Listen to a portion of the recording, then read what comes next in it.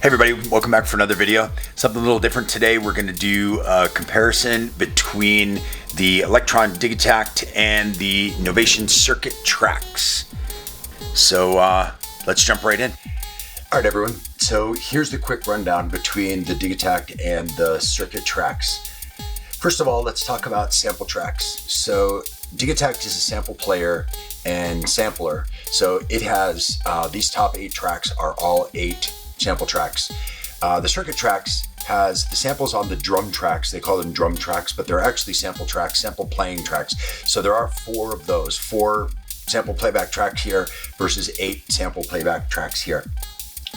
Next, let's talk about MIDI tracks. On the back, there's a MIDI in, out, and through. And we've got 2 MIDI tracks that can be used to sequence external gear, and then that audio from that external gear can be brought back through the tracks, and the effects and things like that can be added to it from within the Circuit Tracks. The Digitakt has these bottom 8 here. Actually, it's A through H. These are 8 MIDI tracks. So these are 8 sequenceable MIDI tracks that can be used to sequence either 8 different pieces of external gear or 8 tracks on polyphonic synthesizers. For example, if you've got something that's a 4-voice synthesizer, you can send these to that same synthesizer and sequence something different on each track. But there are 8 MIDI tracks here versus 2 MIDI tracks here on the Circuit Tracks. The next thing we're going to look at is patterns. Here in the Circuit Tracks, you have different patterns. You've got different patterns for each of the different tracks within here. So for the 4 drum tracks, the 2 MIDI tracks, and 2 synth tracks, you can combine these patterns in different scenes, and then you can combine scenes to create songs. So it's basically a song mode within the Circuit Tracks. In the Digitakt, you have multiple banks and multiple patterns, but they cannot be chained together into a song mode. Okay, so let's talk for a second just about the pads. So the pads on the Circuit Tracks are velocity sensitive. So touch them softer, you get a softer tone. Touch them harder, you get a more harder tone. The pads or buttons on the Digitakt are not velocity sensitive. So no matter how hard or soft you touch this, you're going to still get the same tone. You can go in and adjust it afterwards pretty easily, but you can't play along with the Digitakt with a touch sensitive pad. Next, let's talk just really quick about sample editing. So both Circuit Tracks and Digitakt are both sample playback machines, at least in partial function. These 4 tracks here being sample playback tracks. The samples that are in there are samples that you need to load using the external software and put them into the machine using an SD card or over USB. They cannot really be edited once they're in there. You can set up certain parameters and effects and things like that, but editing the actual sample is not possible on the Circuit Tracks. On the Digitakt, however, you can edit any of the samples using any of the functions because it is basically set up to do that. So if you've got a certain sound here and then you want to apply a filter to it, or envelope,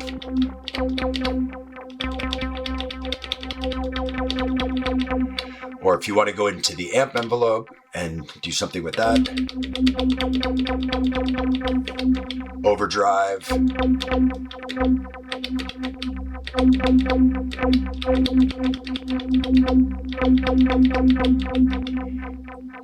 so all of those things can be modified for any sample within the Digitakt, and you can't really modify the samples within the Circuit Tracks. Within the Digitakt, there are basically 5 pages of parameters that you can use to edit any of the samples that you put into here. And within the Circuit Tracks, you do have some parameters, but they have to be pre-assigned, and they are, pre-assigned to some basic functions, but not nearly as deep as the Digitakt.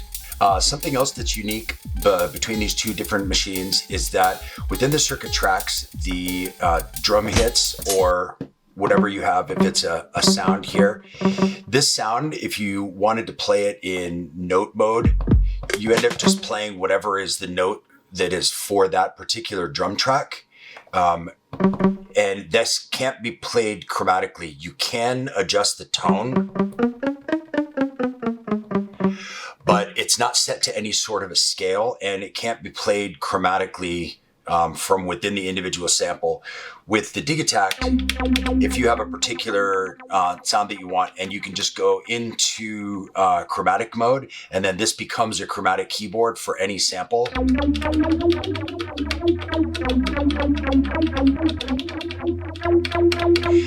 And that keyboard can be used to record things in real time. It can be used to do individual step sequencing and things like that. So every one of the samples on every one of the 8 tracks in the Digitakt can be played chromatically.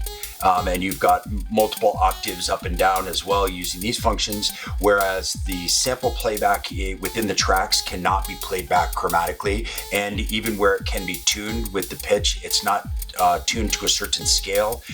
In the Digitakt, for example, any pitch can also be tuned. So if you want to tune an individual pitch, or tune an individual sound using the pitch, you can do that, just like you can in the circuit tracks, but you can't play these chromatically as you can with the Digitakt. Now let's talk just a little bit about sampling. Since both of these can play back samples, the circuit tracks is strictly a sample playback machine. You can't sample into the circuit tracks. You can load samples using the software, using a computer, and load it into the tracks, but you can't sample directly into it, and you can't resample from within the machine. The Digitakt, however, you can sample directly into it using the external inputs. There's a whole direct sampling function within the Digitakt that you can use. Sample directly in, or you can resample from track to track and then assign that new resample to another track so that you can reuse things, and you can actually do that live while you're performing. So this is truly a sampler, whereas this is a sample playback machine within the 4 sample tracks. Keeping that in mind though, with the Digitakt, there are some limitations. You can edit the samples once they're in, but the editing is pretty limited. You can't slice the samples like you can in the Octatrack, or like you can maybe in an MPC. You can, however, edit the start, the end point, the loop point, the direction of it, and the samples within here are only limited to a 33-second maximum, which makes them way more than one-shot samples. You can sample entire vocal parts or entire beats, and then you can actually take which piece of the beat you want to use. If you like, for example, just the kick, you can edit the start and end points to just use the kick from a drum beat, and then assign that to pads, and then you can have that be your kick for your drum beat. But the Circuit Tracks has no ability to sample, and not really much of an ability to edit those samples other than a few effects parameters. Now, speaking about the effects, let's talk about the effects across the 2 machines. First of all, the Circuit Tracks from within the effects section has 16 reverbs and different delays.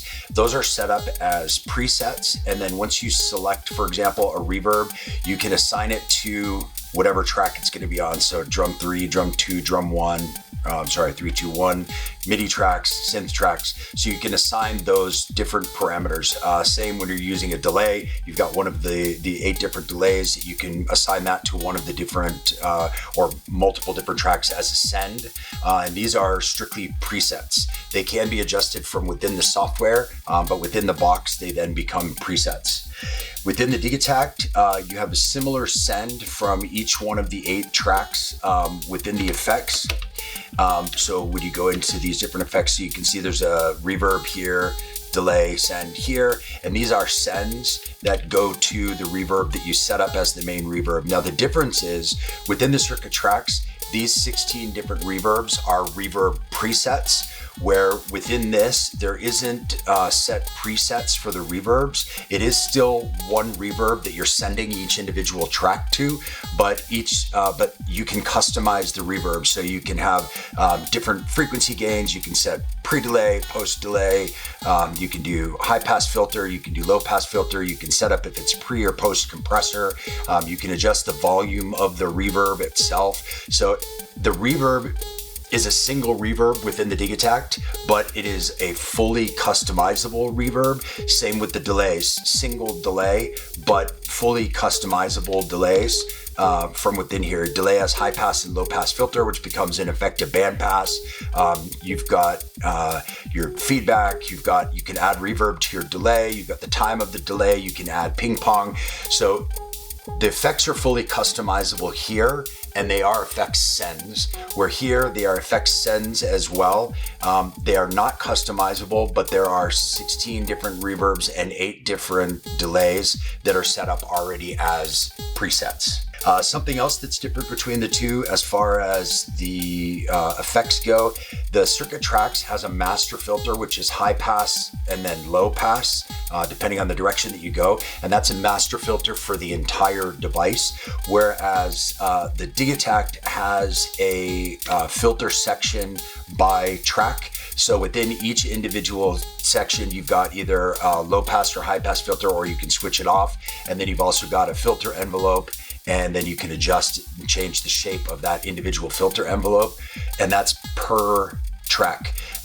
This one doesn't operate as a global filter, whereas this one has a global filter. This one does not have individual filters by track other than a frequency and a resonance, but it doesn't have any kind of adjustment to those the individual by track filters, where this one has specific and very adjustable filters by track. The Circuit Tracks has an envelope send, an amplitude envelope send, and that's really it. Those things are preset from within the software, so you need to attach it to the computer, set up what that amp envelope looks like, and then you have a send amount that you can do from within the tracks by channel. So when you're on a certain thing, you can send as much or as little to the envelope as you like. Where the Digitakt has an amp envelope for each channel. So again, these are adjustable. It's got a full ADSR adjustment within that. So you can adjust each individual envelope for each individual sound on each individual track. Here, you can adjust the amount that you send, but not the individual adjustments from within the box itself.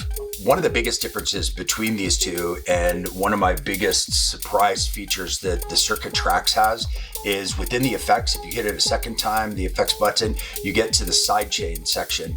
And what's interesting is the Digitakt has no ability to truly sidechain. You can get around that through workarounds, using an LFO or adjusting down individual volumes of individual tracks, but it is kind of a pain to do those workarounds within the Digitakt. The Circuit Tracks has a full-blown assignable sidechain. So up here, you assign which of the 4 drum tracks you want to be the trigger for the sidechain. So within the sidechain, you have your synth tracks. So this is synth 1 and synth 2. And then if you down arrow, you have your 2 MIDI tracks. So you've got MIDI 1 and MIDI 2. So you can assign an actual sidechain. Let's say drum 1 has your kick drum, and you want the kick drum to be what triggers the sidechain for synth 2. So you would go to synth 2 and you hit drum 1, have it be your sidechain, and then you decide how much sidechain you want. It's the amount of basically what would be the threshold in a traditional sidechain compressor, but this is kind of a simplified version of kind of how much pump you want from your sidechain. So you would do that using these buttons. So 7 being the most, and obviously down here being 0. So really surprising. When I first got the Circuit Tracks, I was really surprised to see that it actually had a full-blown sidechain in it, which is great. It's something that I definitely use a lot with this. I wish that the Digitakt also had a sidechain, and it's something that hopefully they'll address later. It does have a full compressor for the main output, but nothing that you can use as a sidechain other than workarounds using the LFO and things like that. Now, speaking of LFOs, within the box, the Circuit Tracks has no LFOs that you can use other than sending to modulation if that's something that you've already preset up as a preset within one of your sounds.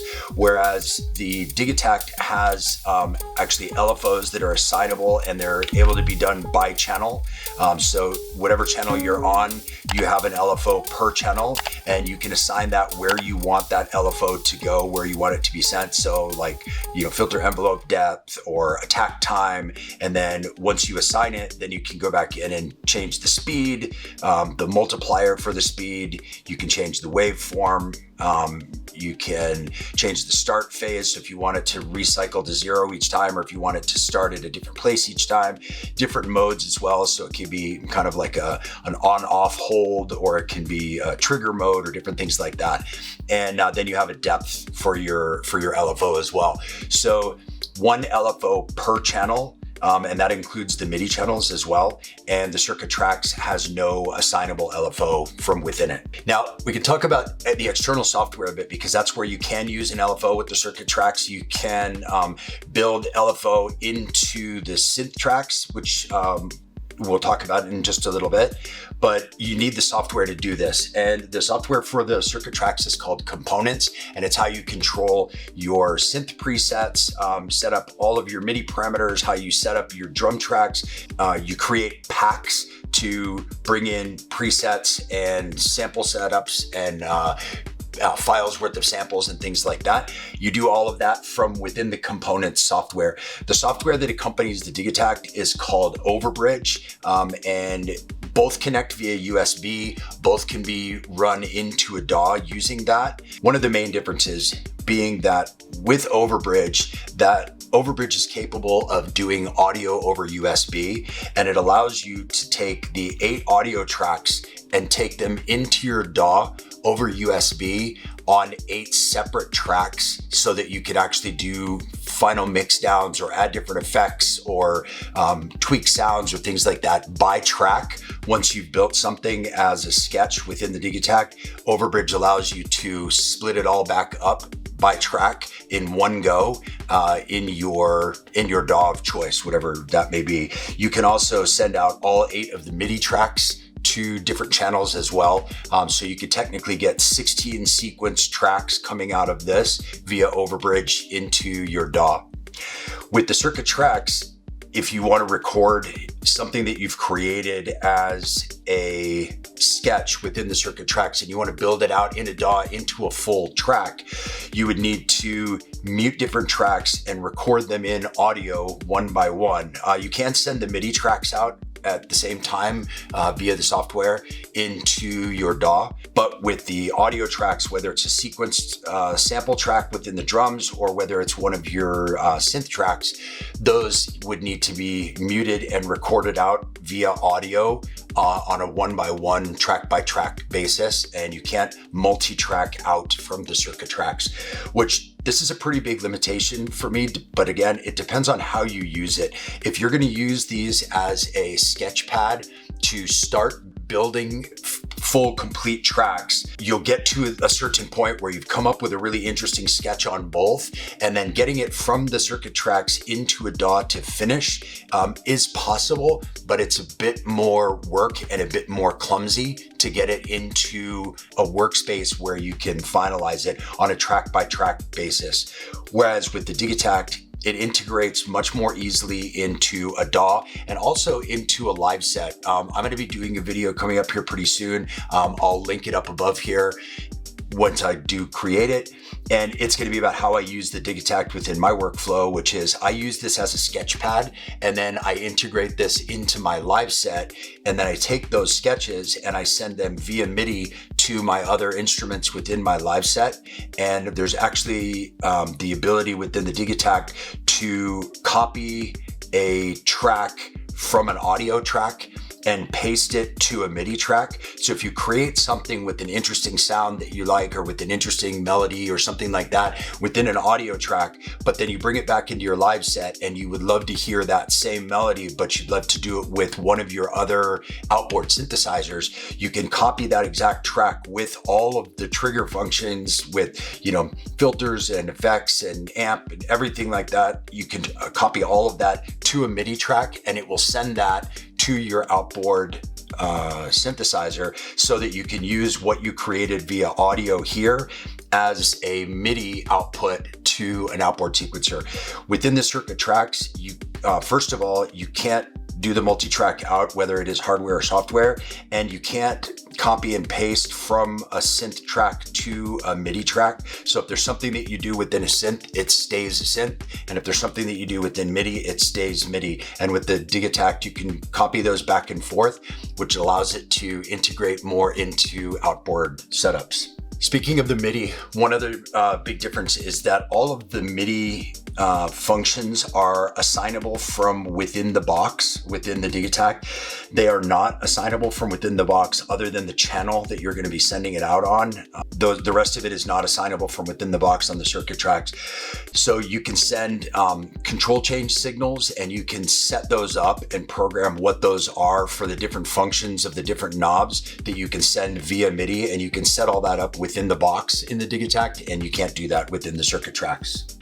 Next, let's talk about the sequencers on the two of these. Now, Elektron obviously really well known for their sequencers and for the power of what they can do, the flexibility, the different things that they do that are really unique, that makes this workflow a bit more difficult to learn at first, but it also makes it very deep and very powerful. I have to say, when I got the circuit tracks, I was expecting kind of a basic step sequencer. Very surprised to see the way the sequencer works here, because you can do a lot of things within the circuit tracks that you can't do in a lot of other basic sequencers. So for example, if you've got something sequenced here, you can flip the sample to something different, and you can make that by individual step, much as you can with the Elektron, but it's something that I did not expect to see within the circuit track. So you can do what they call sample flipping. And so even if you only have 4 drum tracks, you can double up or triple up or quadruple up sounds on each track by flipping out the samples on individual steps. So if you wanted to have, a kick drum on the, a 4 on the floor kick drum, and then you wanted to have a hi-hat on the offbeats, you can flip those individual samples in the middle ones to make those hi-hats rather than being kick drums. So let's say, for example, with the circuit tracks, you just have a kick drum doing a regular kind of 4 on the floor, and then you wanted to have the steps in the middle, you wanted to have them be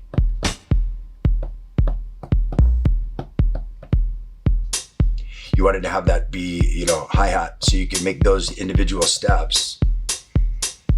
So you can see within the same drum track, you can have the kick and the hi-hat, which is a really cool feature of the circuit tracks. It actually makes this sequencer much more powerful than I would have expected it to be from the start. This is something that you can do on the Elektron boxes, and that they're very, very well known for, but didn't expect that, particularly at the price point of the circuit tracks, to have that strength within the sequencer. The sequencer within the circuit tracks is 32 steps. You've got 16 steps on the first page, and then you've got 16 steps on the second page, and those flip back and forth, 1 through 16, 17 through 32, stays up at the top here. With the Digitakt, you also have 16 steps per page, but you have the ability to do multiple pages. So you can do 1, 2, 3, or 4 pages. So this can go up to 64 steps within the step sequencer, where this one is 32. Something else that's a bit different between these two is the tempo functions, where the tempo within the tracks is, it's kind of cool how they have this set up as the screen. So you can adjust this and, make this your tempo or your swing, which is what that one is. And so we've got this adjustable, so you can see you can get up to 113, 107. This one is a global tempo for the entire machine, where with the Digitakt, you have the option of, you can either set a global BPM, or you can do a BPM by pattern. So it's handy if you want to be able to switch things up and have different patterns, have different tempos. You can do that within the Digitakt. It's not possible within the circuit tracks. Something else that both of these sequencers have is probability mode. So within the circuit tracks, you've got probability, so you can set this up for however often you want something to happen. And you've got your step sequencer still at the top here, and then you've got whatever probability you want on a scale of 1 to 8. So it kind of divides 100% by 8 steps. So if you make it like you want it to happen half the time, you can do it there. Within the Digitakt, this has the ability to do to set different probabilities. If you look over here, you've got the adjustability to do it by percent down to individual percentages. And then, rather than having it be one full set amount.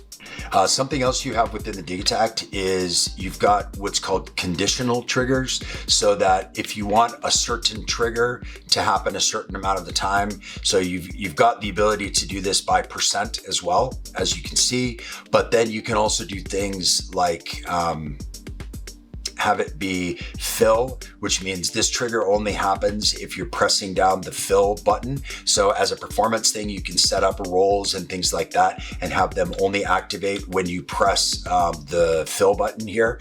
You've got the ability to do not fill, which means that as long as you're holding the fill button down, it will it will not happen, but anytime that you lift it off, this trigger will happen. And then you have, if you have certain preconditions of something before, you can set that in. So there's all different times. You can do it the first time through only, so as it launches something, the ability to do it on the second time through, and then every 2 times, the first time through, and then every 3 times. So you can set all sorts of different conditions to the triggers about when you would like to have them operate. So very flexible, and it's something that allows you to really maximize the 64 steps. It allows you to really add a whole bunch of variation with different types of probability within the Digitakt. The Circuit Tracks does some of that. Again, something I didn't expect to see in a sequencer like this at this price point for sure. So very happy to see it.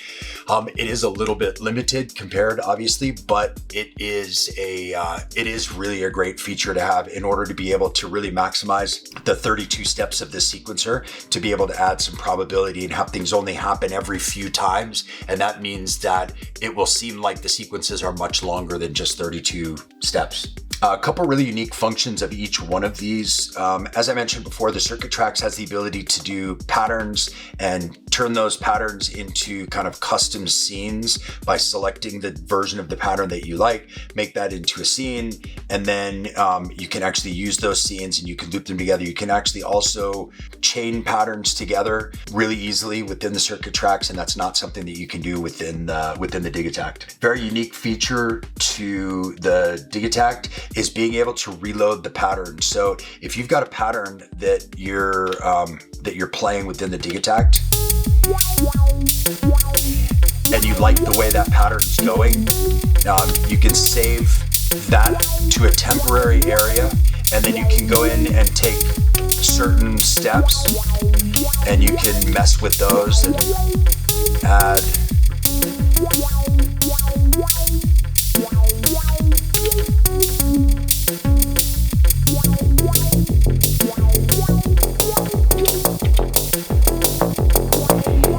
totally mess up the pattern, and then if you just hit function no, that reloads the pattern and it takes you back to your original state.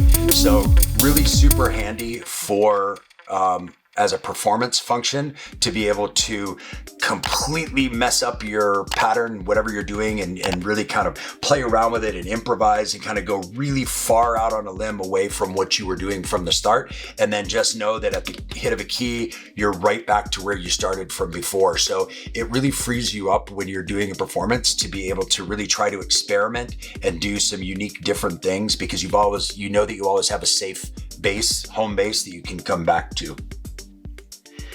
Something else that's really unique with the Digitakt is the ability to play the chromatic samples, which you can't play them chromatically over here. You can play the synth tracks chromatically, but the drum samples you can't. It's just individual drum samples.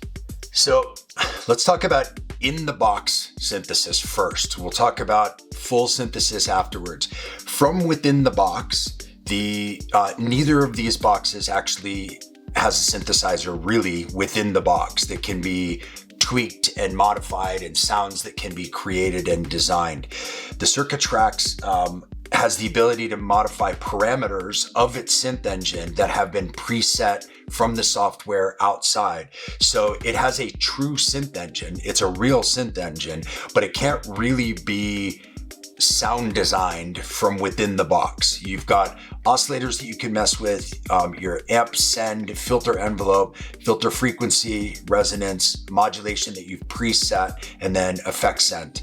So you can do those things within the box, but those all have to be preset from a preset that you've done outside of the box.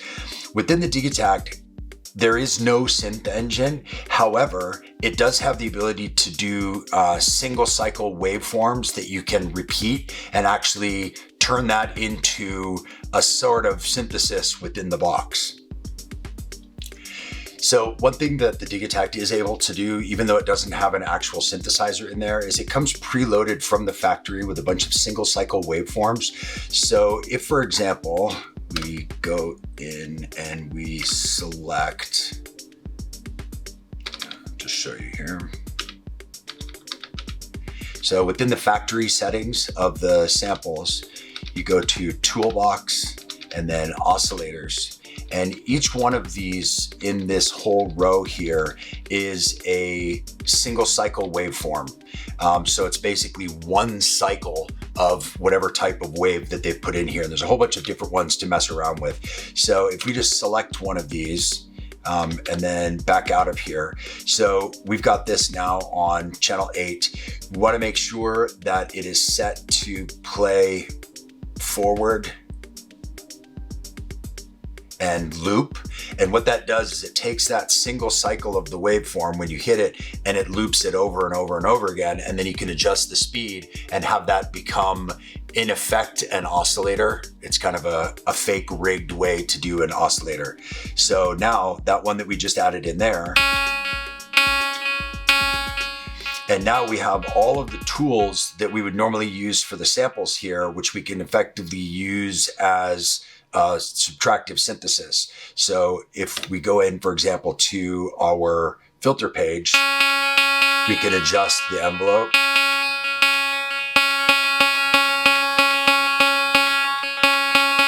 We can adjust the filter, resonance,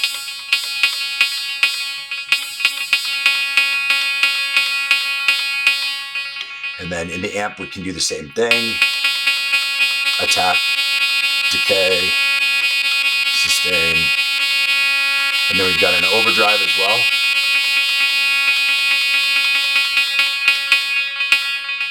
And then we've got all the effects that we could add to that, including overdrive. We've got things like a bit reduction.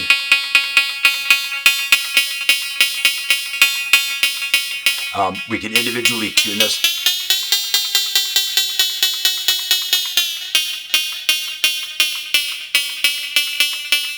So we can tune that on a micro tune level, and then we can also go into the trig section and we can adjust the notes. So let's say we had this tuned to a C and it's a C3 here, but we wanted it to go in a scale so that we could set individual triggers. We can do that. So if we had in this section and we wanted to record some triggers here,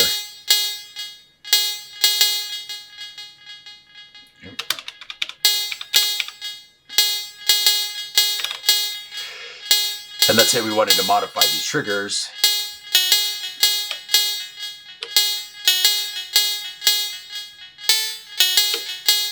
so you can set that, for example, just like that, and then you can go back in, adjust the filter.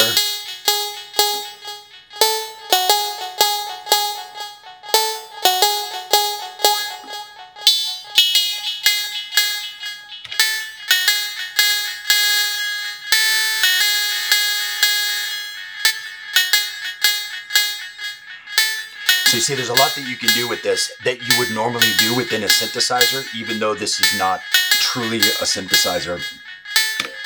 Something else that you can do with that as well, if you come up with a sound, a function, something that you like, you can actually resample that using the sample function. You can resample that into the machine and save that as its own brand new sample, which you can then reuse, resample, remodify, and you can set it up any way that you like.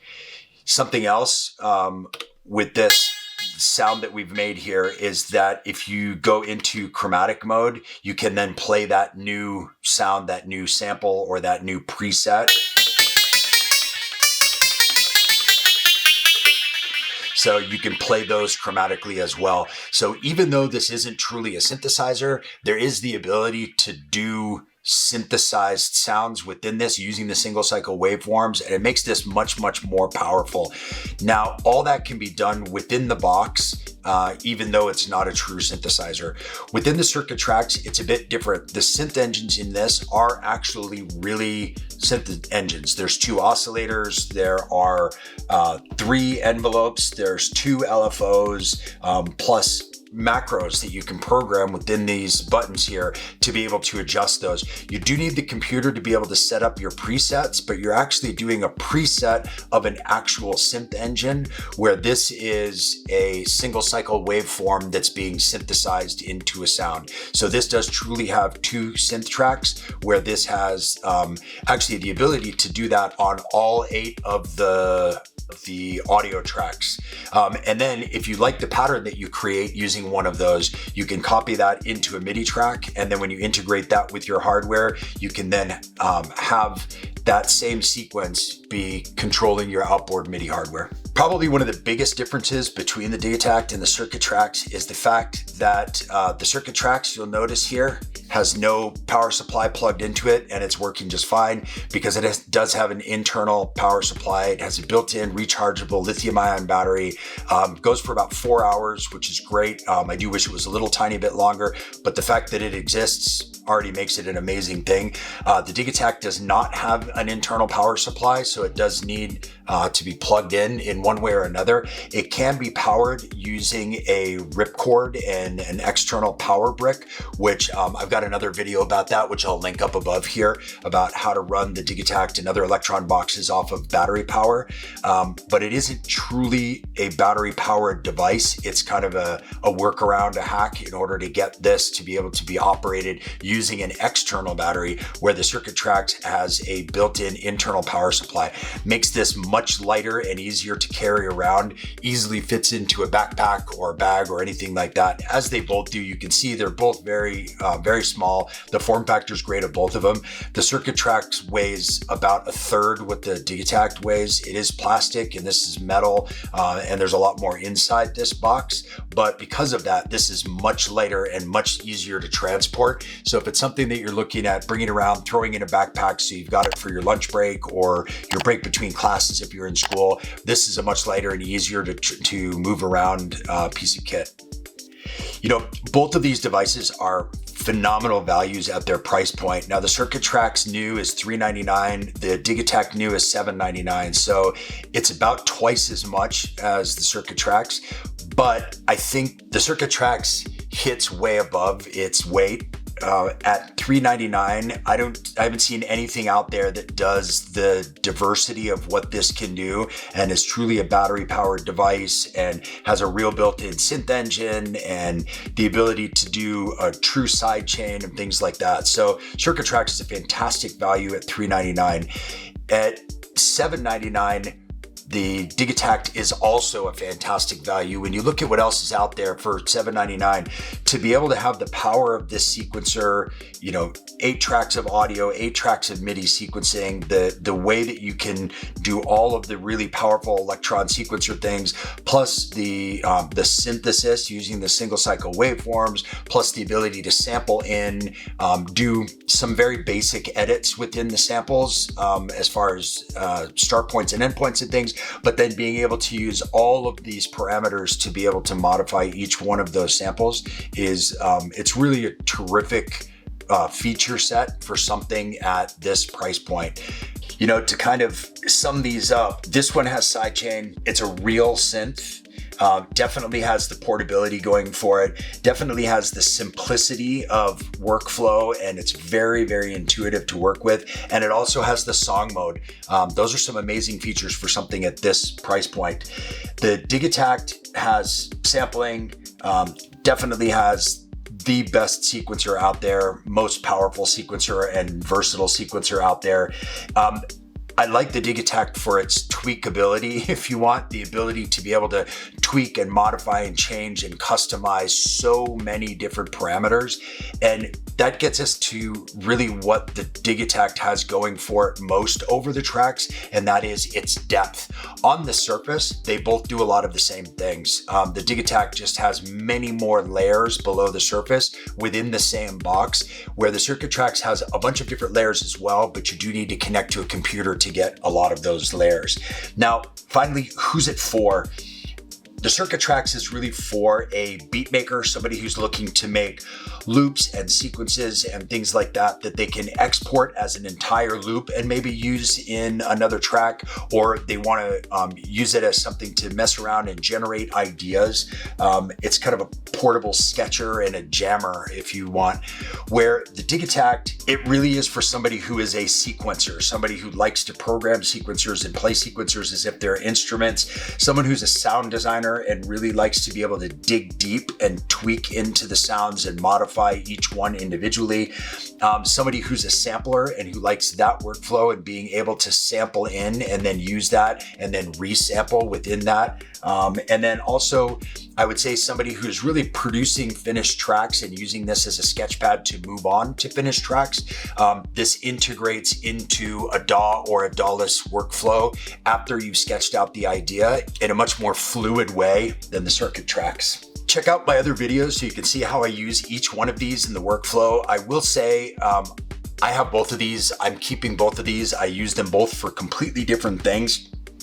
They both have their own set of unique strengths and weaknesses, and I would highly recommend either one of these, but they are definitely for different people. So depending on what you're looking for and what you're looking to do with it, it's going to dictate which one. Hopefully this video helped you get an idea of some of the similarities and differences so you can see which of those things are really important for you and your workflow, so it'll help you decide which one of these is really the right one for you. You can't go wrong either way. At the price points, they're both really the best thing that you can get at that individual price point, in my opinion.